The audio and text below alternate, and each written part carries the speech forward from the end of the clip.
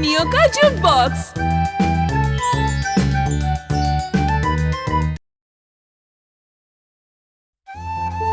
पड़ोसन की पंचायत।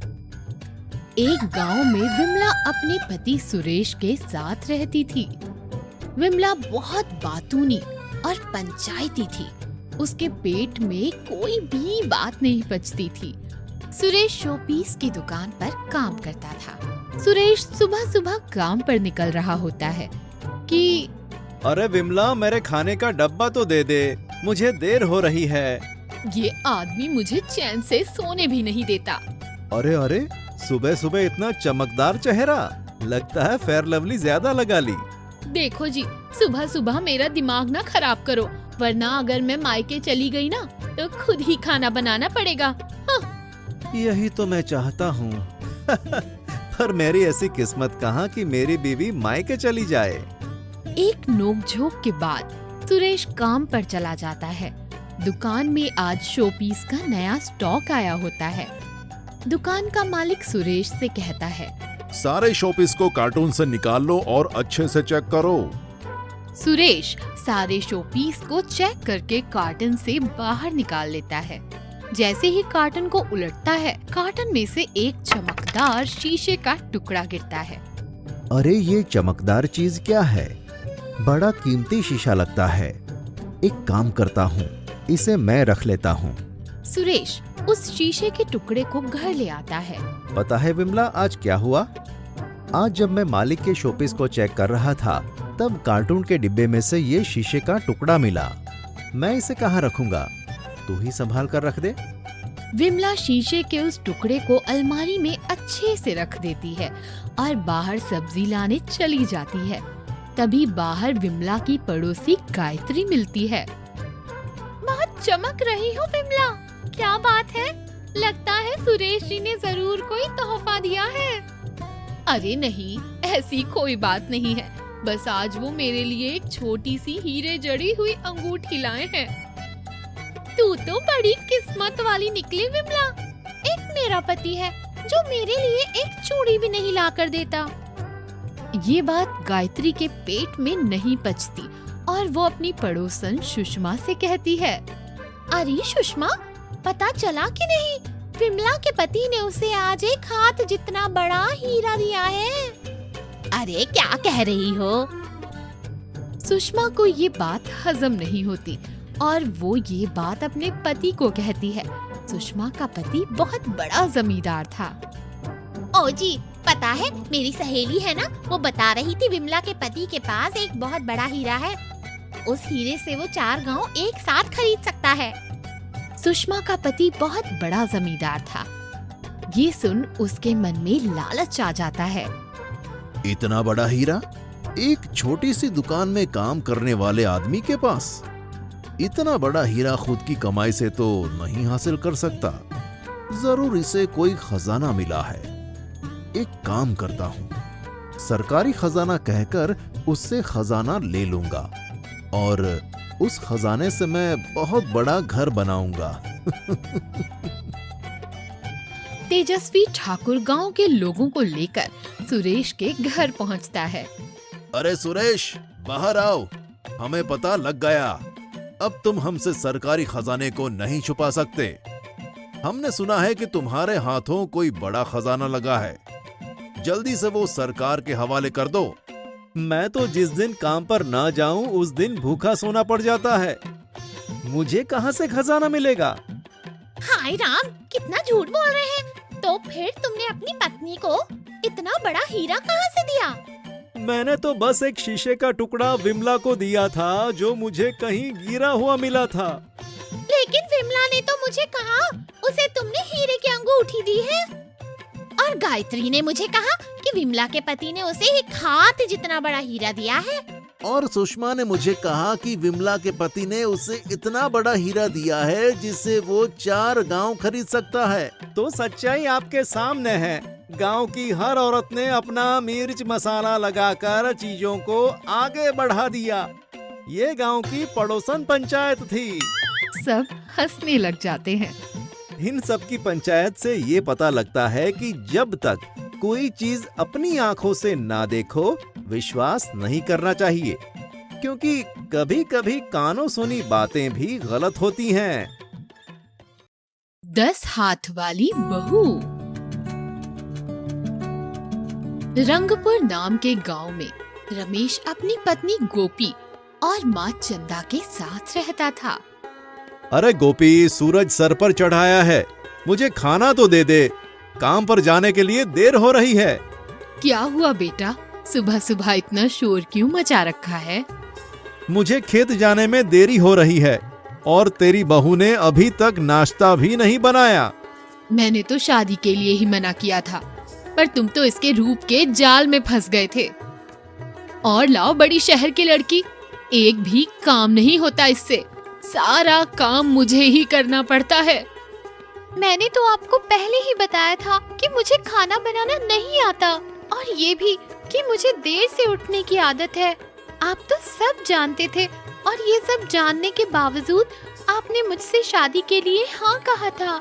मैंने तो आपसे कुछ भी नहीं छुपाया। मुझे लगा था तुम घर आकर थोड़ा काम तो सीख जाओगी। अब माँ के साथ रसोई में जाओ और कुछ खाना बना कर ला दो। एक काम करो बहू, मैं रमेश के लिए नाश्ता बना देती हूँ, तुम चाय चढ़ा दो। गोपी रमेश के लिए चाय बनाकर उसे देती है। उसे पीते ही, हे भगवान, इस लड़की को तो चाय भी बनानी नहीं आती।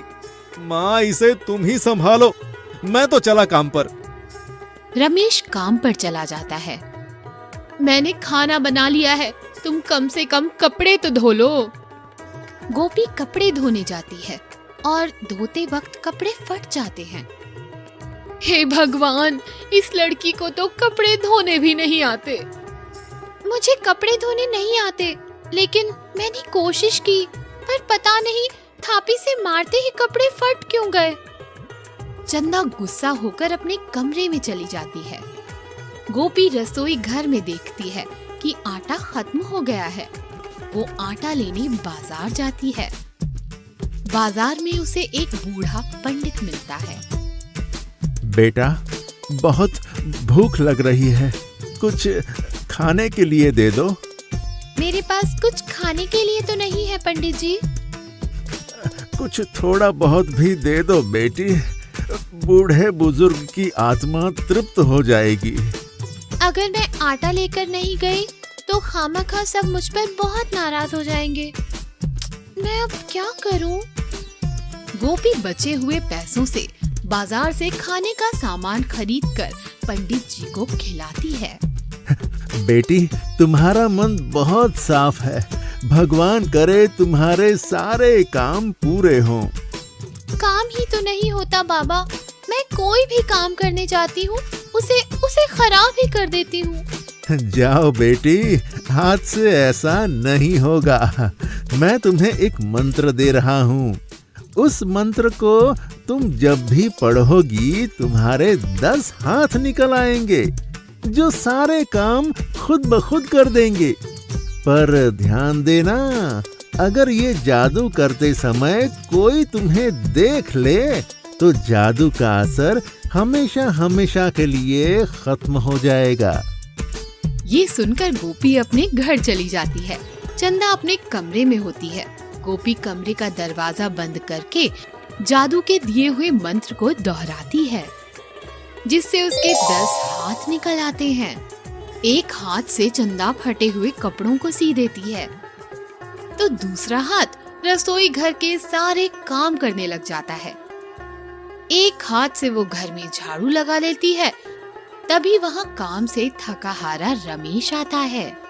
अरे वाह, आज घर तो बहुत चमक रहा है। तुम इस उम्र में भी कितना काम करती हो माँ। पर सफाई तो मैंने नहीं की बेटा, आज तो मेरे घुटनों में बहुत दर्द था। मैं तो दोपहर से ही कमरे से बाहर ही नहीं निकली। ये सब मैंने किया है। आप हाथ मुंह धोकर बैठ जाइए, मैं अभी खाना लगाती हूँ। माँ, आप भी आ जाइए, तीनों साथ में खाएंगे। पर अभी मैंने खाना बनाया ही कहाँ है। मेरे बिना हाथ हिलाए इस घर में तिनका भी नहीं हिलता। मैंने सारे काम कर दिए हैं, आप लोग बस बैठिए, मैं परोसती हूँ। गोपी रमेश और चंदा को अच्छे अच्छे पकवान परोसती है। मुझे माफ करना गोपी, मैं खामखाही तुम पर ज्यादा गुस्सा हो गया। खाना बहुत ही लाजवाब बना है। तीनों खाना खा लेते हैं। रमेश अपने कमरे में जाता है। तभी कमरे का पंखा चलना बंद हो जाता है। अब इस पंखे को क्या हो गया? चलते चलते रुक गया। तुम्हें तो बिना पंखे के सोने की आदत ही नहीं है ना चंदा? बहुत काम भी किया है आज तुमने। मैं अभी जाता हूँ और किसी मिस्त्री को लेकर आता हूँ। रमेश बाजार के लिए निकलता है और तभी गोपी पंडित के दिए हुए मंत्र को दोहराती है और उसके 10 हाथ बाहर आ जाते हैं। उसमें से एक हाथ बहुत लंबा हो जाता है और पंखे को ठीक कर देता है। रमेश वापस आता है। मुझे माफ करना गोपी, कोई मिस्त्री मिला ही नहीं। अरे, पंखा चल कैसे रहा है? कैसे ठीक हो गया? मैंने किया। तभी वहाँ चंदा आ जाती है। तभी रमेश कहता है, तुम्हें यह काम भी आता है? वाह! देखा माँ, आपकी बहू कितनी टैलेंटेड है। चंदा मुंह मोड़कर अपने कमरे में चली जाती है। कल तक तो इसे आटा भी गूंदना नहीं आता था और आज सारे काम कर रही है। जरूर इसमें कोई चाल है। मैं पता लगा कर ही रहूंगी कि गोपी ये सब कैसे कर रही है। अगले दिन रमेश बाहर आंगन में बैठा हुआ होता है। गोपी रसोई का दरवाजा बंद करके अंदर खाना बना रही होती है। चंदा छुपकर खिड़की से अंदर देखती है कि गोपी हाथ जोड़कर खड़ी है और अचानक उसके 10 हाथ निकल आए। अरे, मेरे तो भागे ही फूट गए। मेरी बहू कोई काला जादू जानती है। अरे रमेश, जल्दी आ, देख गोपी के 10 हाथ हैं। रमेश दौड़ता हुआ रसोई घर में आता है और देखता है कि गोपी के 10 हाथ बाहर निकले हुए हैं। जैसे ही दोनों की नजर 10 हाथों पर पड़ती है, एक एक करके सारे हाथ गायब होना शुरू हो जाते हैं। कौन हो तुम? हमसे क्या चाहती हो? मैं आप लोगों की तरह आम इंसान ही हूँ। आप डरिए मत। कुछ दिन पहले मैं बाजार गई थी। वहाँ मुझे एक पंडित जी मिले। उन्होंने मुझे एक मंत्र दिया था जिसके सहारे मैं घर के सारे काम कर रही थी, पर आज आप लोगों ने मुझे उस जादू का इस्तेमाल करते हुए देख लिया और जादू खत्म हो गया।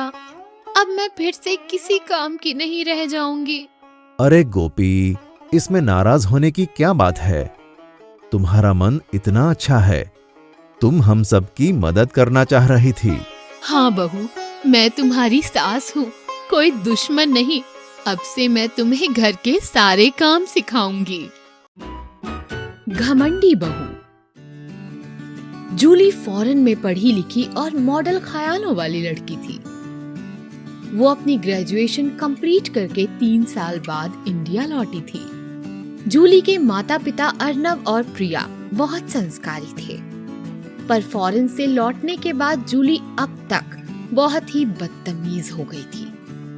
एक दिन प्रिया रसोई में काम कर रही थी। बेटा, जरा सी मदद कर दे।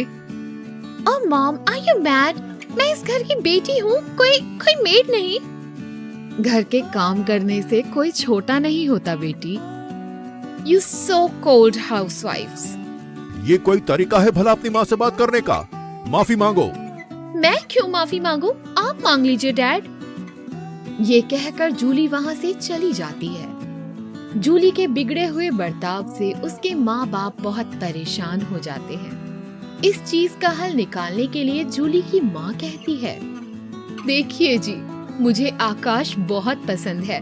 उसके माँ बाप को भी हम बहुत समय से जानते हैं, तो क्यों ना हम जूली की शादी आकाश से कर दें? हो सकता है शादी के बाद जूली में बदलाव आ जाए। ये सही रहेगा। मैं आज ही शोभा जी से बात करता हूँ और जूली की शादी फिक्स कर देते हैं। अर्नव जूली की शादी आकाश से करा देता है। आकाश के माता पिता बहुत ही सभ्य लोग होते हैं। वे लोग जूली की गलतियों को अपनी बेटी समझकर नजरअंदाज कर देते हैं, पर जूली फिर भी अपनी हरकतों से बाज नहीं आती। एक दिन घर में मेहमान आए हुए थे। मदर इन लॉ, मैं डिस्को जा रही हूँ। समय देखा है, रात 11 बज रहे हैं। I am not talking to you. मैं बस बता रही हूँ, होश नहीं रही, मुझे आते आते सुबह हो जाएगी। आकाश के परिवार की मेहमानों के सामने बहुत बेइज्जती हो जाती है। सुबह सुबह जूली घर आती है। मदर इन लॉ, मेरी तबीयत बिल्कुल भी ठीक नहीं है, सर बहुत जोरों से दुख रहा है। आओ बेटी, मैं तुम्हारे सर की मालिश कर दूं। ओह गॉड, इतना बदबूदार तेल, जाइए अपने सर पर ही लगा लीजिए। ये ड्रामा करने की जरूरत नहीं। रोज रोज के आप लोगों के ड्रामे मुझसे बर्दाश्त नहीं होते अब। धीरे धीरे बात बहुत बढ़ जाती है। जूली आकाश से कहती है, आकाश, तुम अगर मेरे साथ रहना चाहते हो तो तुम्हें अपने बूढ़े माँ बाप को छोड़ना होगा। मैं तुम्हें छोड़ सकता हूँ, माँ पिताजी को नहीं। नहीं नहीं बेटा, हम लोगों ने तो अपनी पूरी जिंदगी देख ली, हमारे कारण तुम दोनों में खटास आए, हम ये नहीं चाहते। जूली अपने बूढ़े सास ससुर को वृद्ध आश्रम में भिजवा देती है। जूली रोज अपने फ्रेंड्स को लेकर घर आती है और सब मिलकर दारू पीते हैं। रात में जब आकाश काम से आता है तो जूली घर पर नहीं रहती, वो क्लब चली जाती है। एक दिन आकाश बहुत गुस्सा हो जाता है। देखो, ये तुम्हारा रोज रोज का नाटक अब मुझसे बर्दाश्त नहीं होता। मैं जब भी काम से घर आऊं मुझे तुम घर पर ही दिखनी चाहिए, वरना अपने मायके चली जाना। तुम अपने आप को क्या समझते हो? मैं जा रही हूँ मॉम के घर। हाँ। जूली अपने माँ बाप के घर आ जाती है। वहाँ जूली की माँ कहती है, यहाँ क्यों आई हो? इस घर का दरवाजा तुम्हारे लिए बंद हो चुका है। ये क्या बोल रही हो मॉम? जो लड़की अपने बूढ़े सास ससुर को वृद्धाश्रम पहुंचा सकती है, उसका क्या भरोसा? पता चला इस घर से हमें भी निकलवा दे। पर मैं ऐसा क्यों करूंगी? मुझे तो अपनी कोख पर पछतावा होता है कि मैंने तुझे क्यों पैदा किया। जूली वहाँ से निकलकर आकाश के घर जाती है। मुंह उठाकर वापस आ गई। देखो, अगर तुम्हें मेरे घर में रहना है तो सारा काम करना होगा। मैं जब घर में आऊं तो खाना बना हुआ मिलना चाहिए। अब किसी भी रेस्टोरेंट से इस घर में खाना नहीं आएगा। जूली घर का सारा काम करती है और आकाश काम पर रहता। एक दिन जूली की तबीयत बिगड़ जाती है। जब मदर इन लॉ थी तब सारा काम वही कर दिया करती थी, मुझे एक दिन का भी नहीं उठाना पड़ता था। और आज मैं बीमार हूँ तो मुझे कोई दवा देने वाला भी नहीं। मैंने उनके साथ बहुत बुरा किया। जूली की आंखें आंसुओं से भर जाती हैं। उसे अपनी गलती का पछतावा होता है और वो वृद्ध आश्रम जाकर अपने सास ससुर से रो रो कर माफी मांगती है और उन्हें वापस ले आती है। आकाश जब रात को घर लौटता है तो अपने माँ बाप को घर पर पाता है। आप लोग यहाँ? अब जूली को अपनी गलती का एहसास हो गया है बेटा, हम दोनों ने उसे माफ कर दिया, अब तुम भी उसे माफ कर दो। आकाश भी जूली को माफ कर देता है और चारों खुशी खुशी रहने लगते हैं।